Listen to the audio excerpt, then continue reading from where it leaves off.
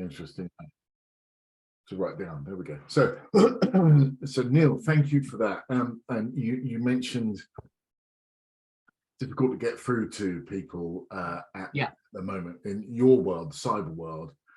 Things haven't returned to normal, and I can assure you it's not your world as well. I'm doing some work with the university at the moment, who I know quite well and have had a relationship with for about 5 years, and I can't get hold of anyone.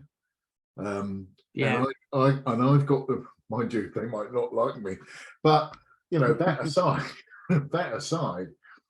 you know, if it's hard enough for should we say friendlies, let's use that term, people that they have current relationships with, let alone new relations, if they can't get hold of them, what you can imagine the difficulty it can be from you know, I'm preaching to the converted here, clearly. Cold.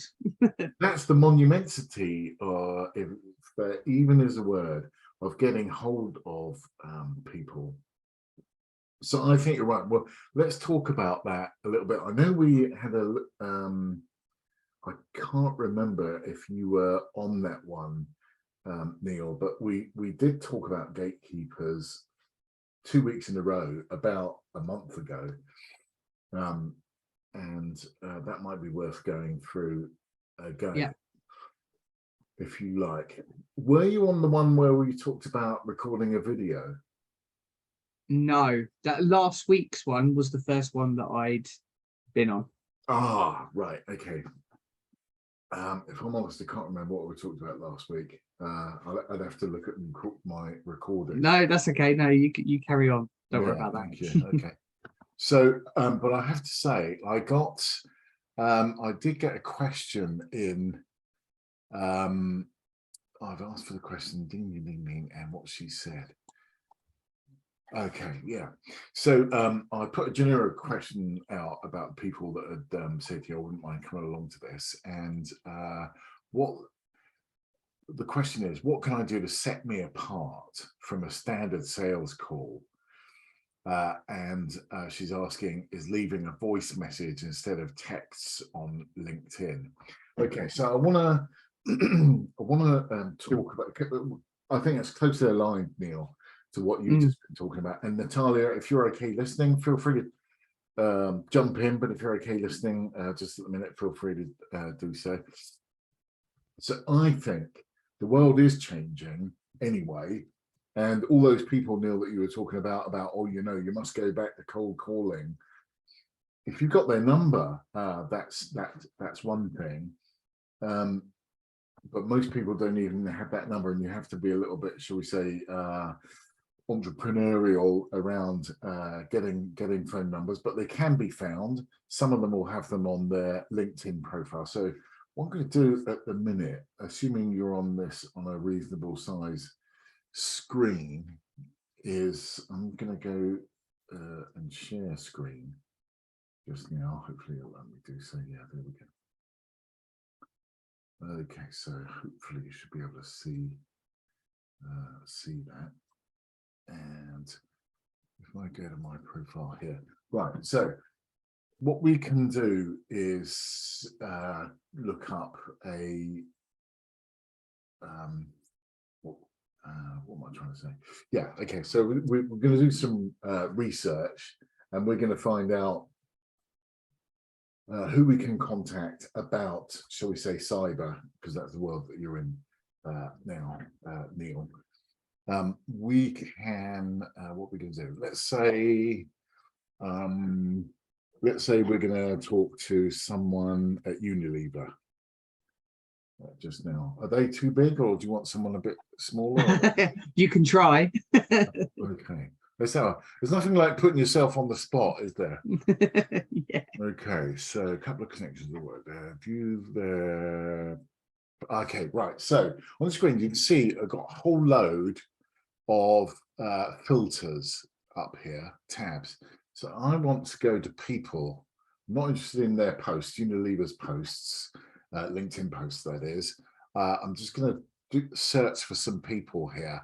It's given me a number of tabs here, but there's one marked all filters. So what we could do here is go to all filters, brings a big load of options up here, and let's say we want to speak to someone in the UK. Now, Unilever doesn't give us a number, but I know from previous searches about 500,000 options on LinkedIn, because it's a massive company worldwide. So we want to filter that down somewhat. We probably want someone in the United Kingdom.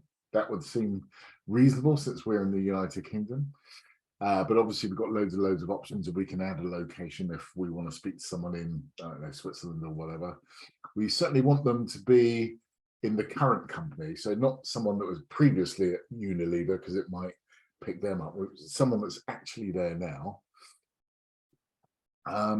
Let's say, well, cyber can sit in different areas. Often it sits in IT, but it can also sit in security as well, because security is often a corporate service rather than a technology service. Is that your experience, Neil, or? Yeah, what I tend to find, it depends on the size of the organization, but Yeah.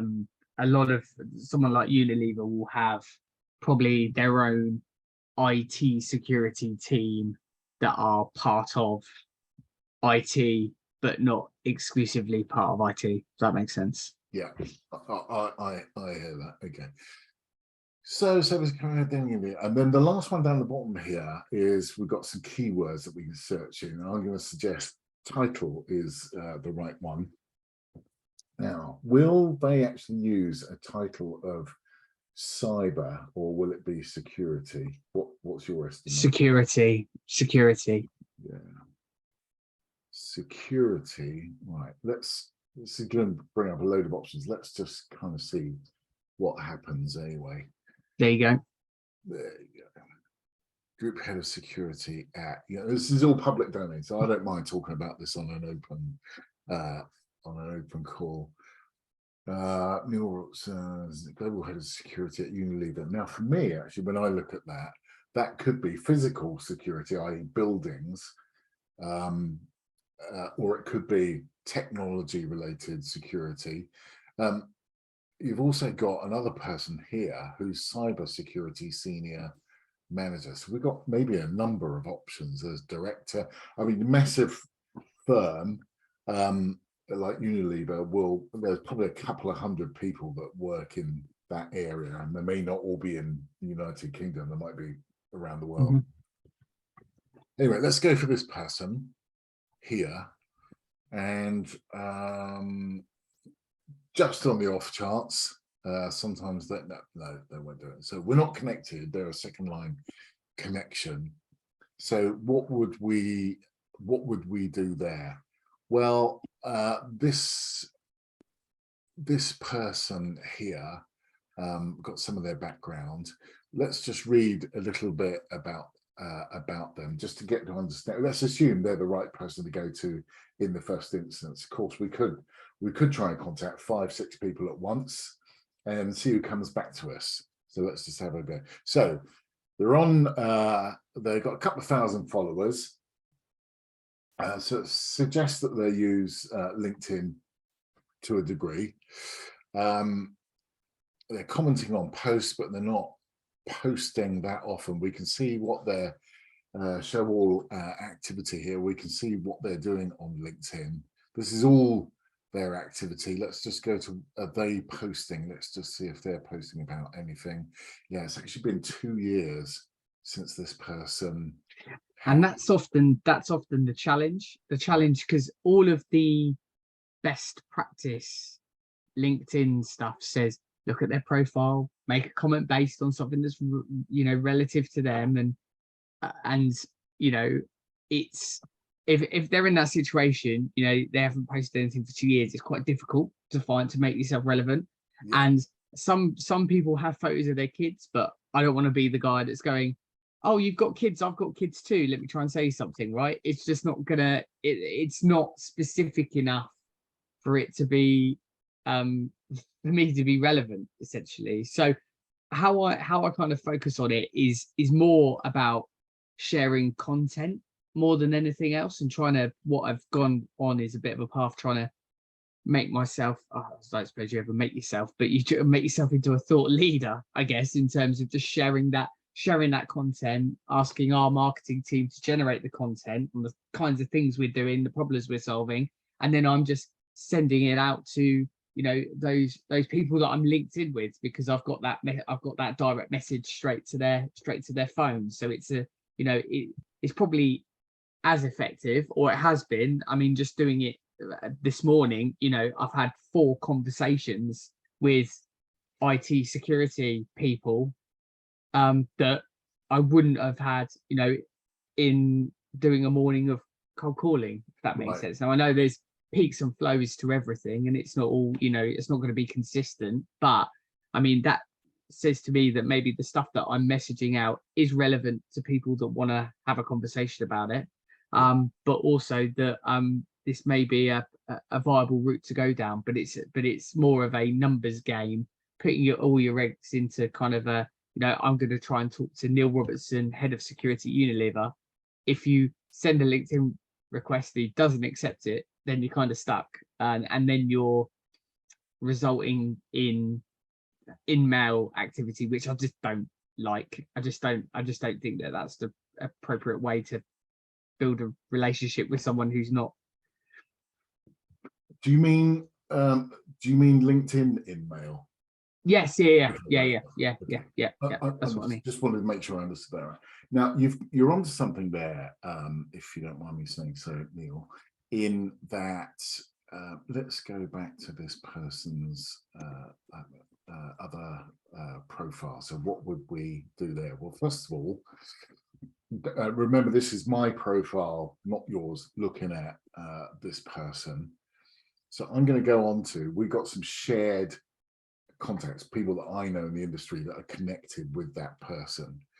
And it's, now you may not be in that position, but I won't know unless I'm logged on as Neil Buckley. Of course. Yeah, okay. But this is something worth going through. So here is, we talk about 6 degrees of separation, right? So here are a number of people. I say some of these people will know me, they'll have proactively connected with me, and other people I'll have connected with them. So I would go, I know this guy lives in Birmingham. He works for Lupin, if you know that company. They're quite they're an upcoming company in the West Midlands, Neil.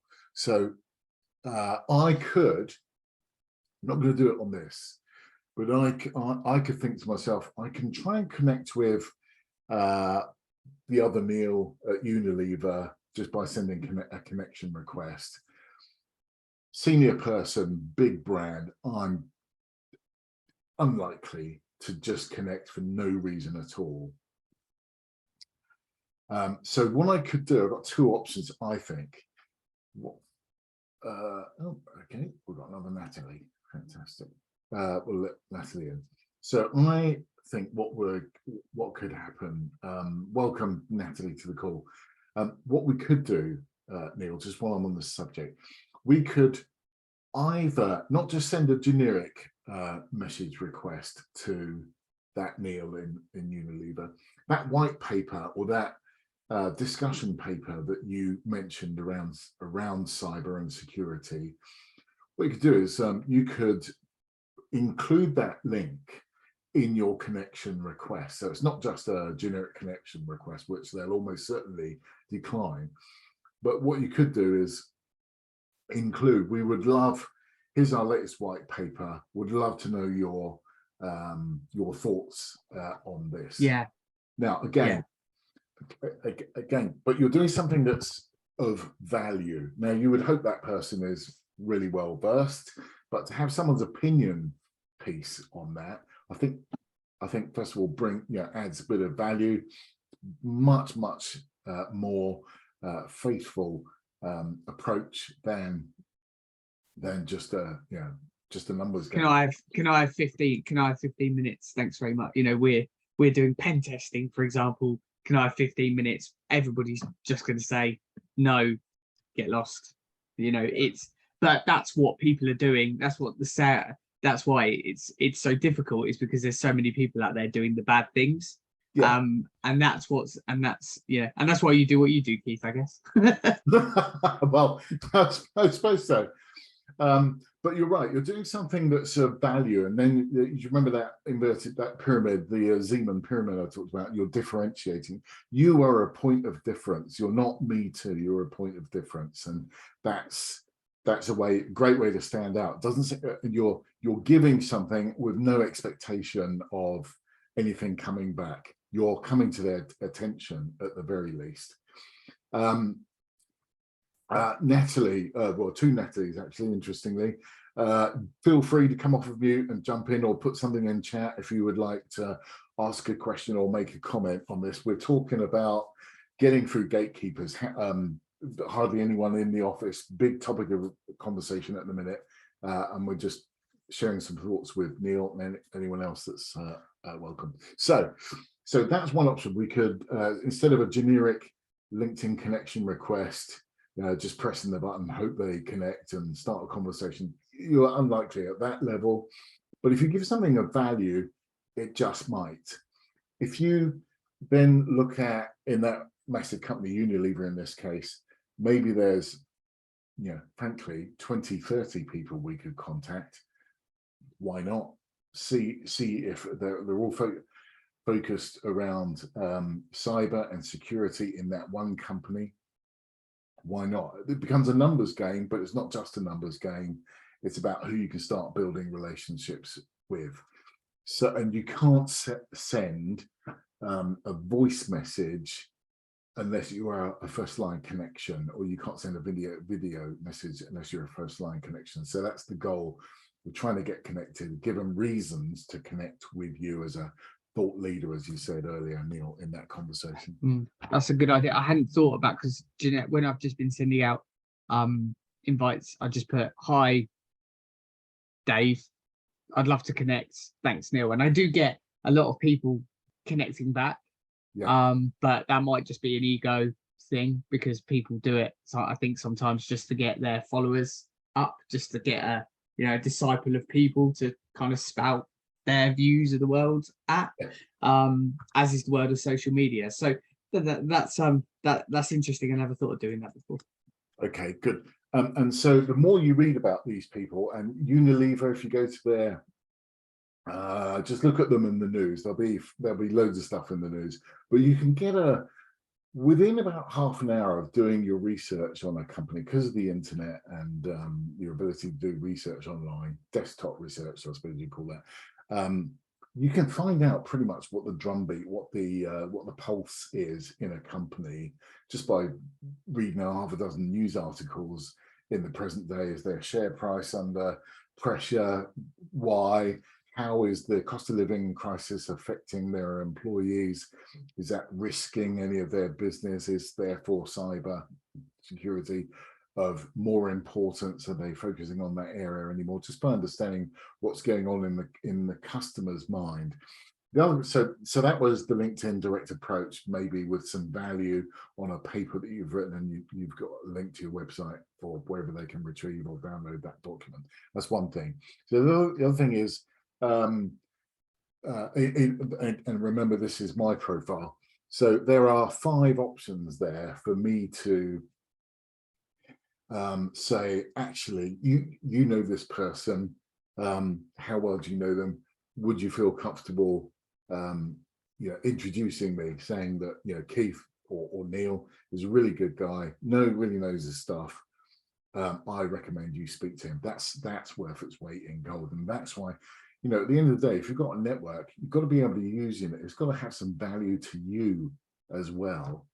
So, there are times when you can go to people saying, I'd really be grateful for an intro. You need to be able to return, or be willing to return that favor when they come to you asking for a referral as well. But I think that's a reasonable ask. If I could go to that particular person, I'd be comfortable in at least approaching Ben and saying, would you mind if? Okay, so that would be the other approach I would take. So connect, that's the first goal, but you've got to give them reasons to connect, and then quickly follow it up with some value. And by the way, Neil, when you send that connection request to the other Neil, even if you've got the link, if they accept it, I would follow up with your message again. I'll just copy and paste it again, because very often people are working off of one of these rather than a big screen. They may not realize there was a message attached to it. So I'd rather tell them something twice than them not get the message at all. So that would be the sort of okay, great. The gotcha. Watch out for that. Okay. And what's next? We've done that, and we've done. So once you're connected,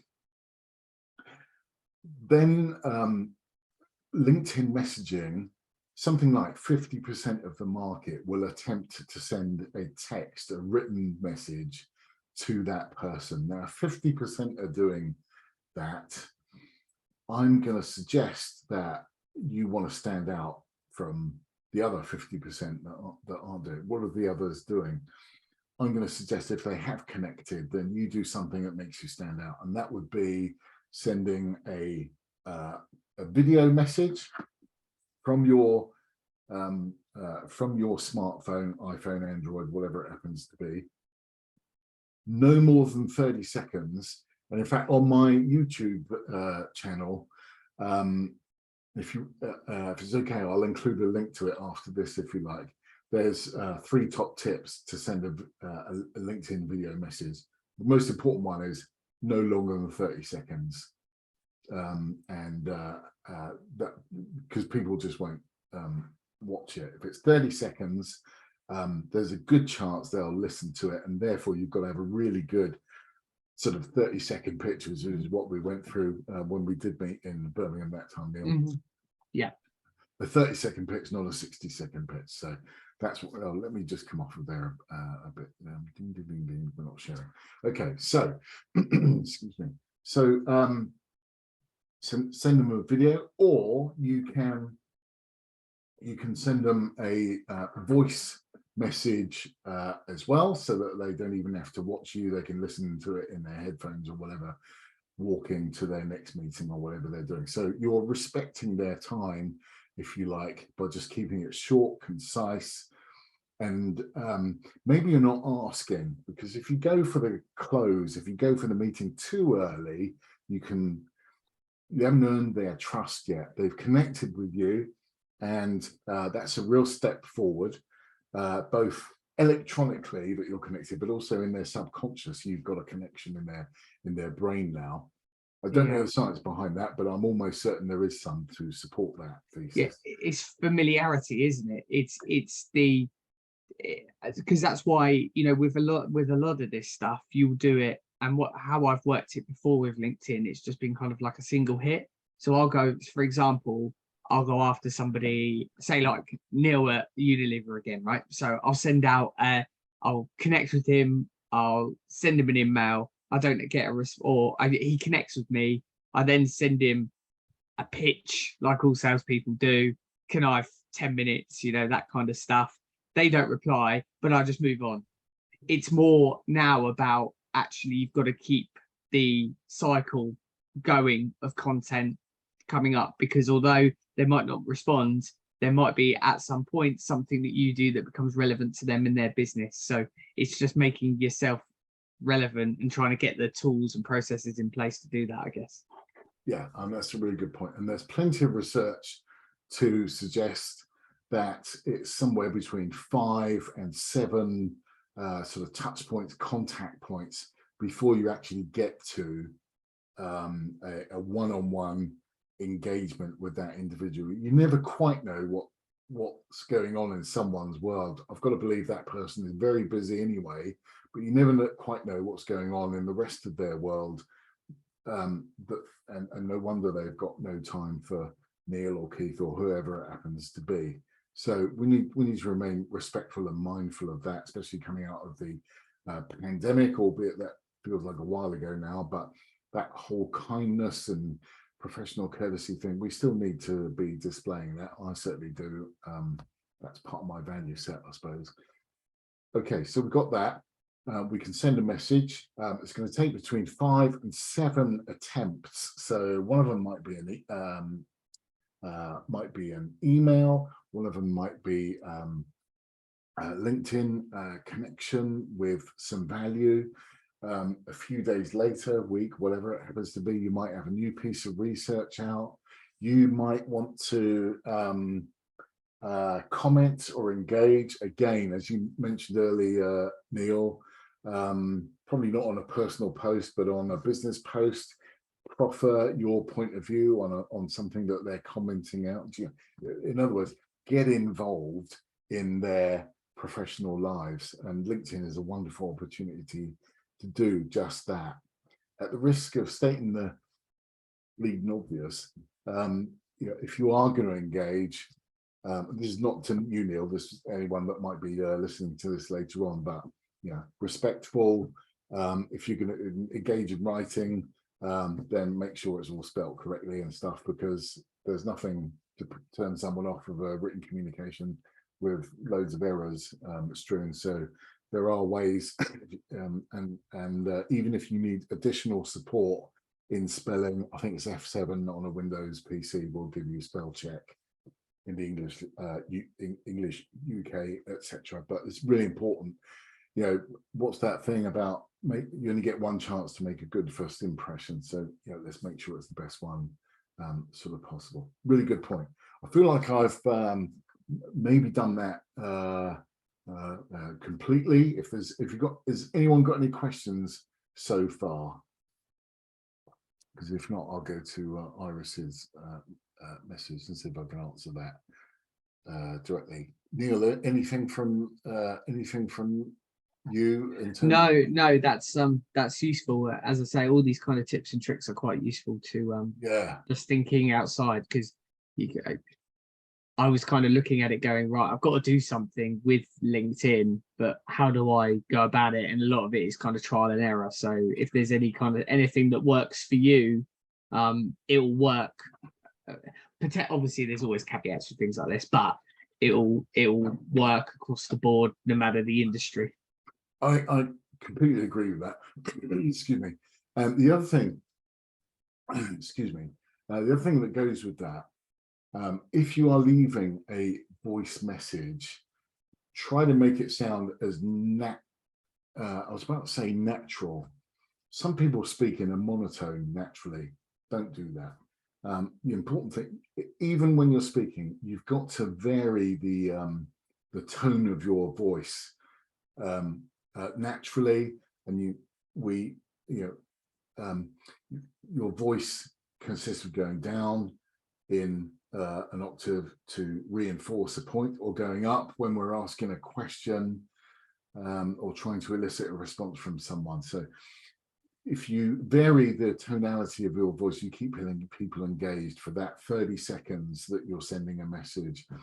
There is a real skill. And I get, but I have been doing this for years, I get something like 2/3, I haven't measured it scientifically, but it feels like about 2/3 of people that I leave a message with, be that a written message, a voicemail or whatever, about 2/3 of it, I get a response of some kind, normally polite, and it's not always a yes, but at least I've got some sort of response, which is really what we're after.